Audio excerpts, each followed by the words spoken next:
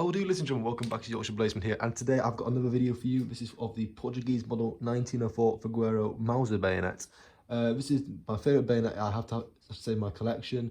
It's one of the rarest ones I've got, and I think it's just a beautiful bayonet, and it's in a fantastic condition for what it is. So it was used for the 6.5 Veguerio Mauser, designed by Portuguese infantry officer Jose Alberto Veguerio. The Portuguese military and the government decided they needed a new rifle. They were using the old style Cropjack black powder rifle, and then decided we need something a bit modern. So of course during this time period everyone went for Mauser because Mauser was the best. I think Enfield is better, but they only used to supply it to the Commonwealth countries. If you were another country, you went for Mauser. So, and also this bayonet was used for the 8mm model 1904 and the 1939 Mauser Veguerio short rifle conversion. It was originally 6.5, but then the Portuguese government went for the 8mm model because it was just more stopping power. Since most Mauser weapons at the time were in 8mm Mauser. They only made these bayonets for a short period of time, for about 5 years. Production started in 1904. And then it ended in 1909. These were produced by Simpson & Co. of Seoul, Germany, and only approximately 75,000 of these were ever produced. That was due to Portugal out of money to carry on the production of them. You might think it'd be cheaper making them in their own country, but if you're buying a German gun, might as well get the Germans to make the bayonet for you as well. So let's go to some specs. Okay, so it's like your standard Mauser style scabbard, your standard frog, very smart, blued.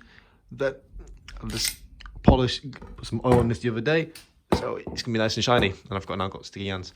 So the specs, it's overall 28.25 centimeters, so that's 11.125 inches for you Americanos. The overall length is 40.32 centimeters, so that's 15.875 inches, and the muzzle ring diameter is 1.5 centimeters or 0.620 inches. Now, there's not much information on this bayonet because there's not much information about it, really, to be fair. It was produced for Portugal, who were a small country during the time. It was produced before World War One. It was used in World War One. The war, I can list some of the wars this might have been used in. Well, not this bayonet it might have done, but other bayonets similar. So World War One, the Spanish Civil War, the Battle of Timor, and the Northern Mali conflict. So as I said, there's not much information about these, and so it makes it quite rare. As I said, only 75,000 of these were ever made, so to have one in one of these conditions is quite rare to find. So let's show you some of the markings on the bayonet. So on the pommel, I have B4849 as the serial number stamped there. I'm guessing that it's a second batch because of the B. Makes sense. You've got your A batch, B batch, blah blah blah. Simpson & Co. on the Ricasso. Sometimes you will find some variants will have Simpson & Co. and Germany, Seoul, Germany underneath. This one that says Simpson & Co. Nothing on the top of the bayonet, on the top guard, the spine, sorry. Underneath the bottom spine, don't know what you call this bottom bit of the bayonet, to be fair. My camera's zooming anymore. We have a B and a little crest. Come on, zoom in a bit more. Then you can, oh, there we go. B and a little crest moon. I honestly don't know what that means. I know the B probably stands for beta and Greek, in the Greek alphabet, but I'm not sure what that reference to now. On the cross guard, we have this little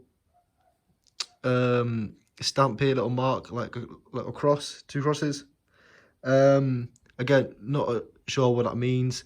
I've seen it on other Portuguese bayonets before, but not a clue. Then nothing. That's your other side. Nothing on the bottom of the cross guard, and nothing on the pommel.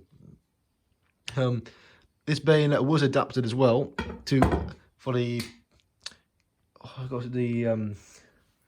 a Russian, so an Austrian submachine gun. I think it was I honestly can't remember the name, but then the bayonet changed to they converted it to what they call the model 938. Basically what that meant was they took the 1904 bayonet, raised up the muzzle guard, and widened it to fit onto the submachine gun. I honestly can't remember the name of the submachine gun, it's going to bother me. But anyway, the scabbard is in great condition. No markings, there's one little dent there. But the bluing is perfect. There are no marks on the scabbard front, and nothing on the bottom. Nice in condition scabbard. And again, the bayonet itself is in great condition. There's no cuts to the wood. A few scratches on the pommel, but what do you expect? The blade is in lovely condition. The bluing is still very nice, intact. Of course, you do have lines which have been taken off when you've been pulling it in and out of the scabbard. But apart from that, it's just a lovely, lovely bayonet. And I think it's one of the nicest Mauser bayonets you can find. As I said, you can't find many of them. It's quite a rare one, but I think it's just a lovely piece of history and a very nice bayonet overall. So that's been a quick overview of the Portuguese model 1904 Veguerio Mauser bayonet. If you enjoyed it, please give it a thumbs up. You can watch it and then subscribe to my channel, because we really help me grow. I want to get to like 300 subscribers by the end of the month, so that'd be great. And the next month, end of June. So thank you guys for watching, and I'll see you next time. Goodbye.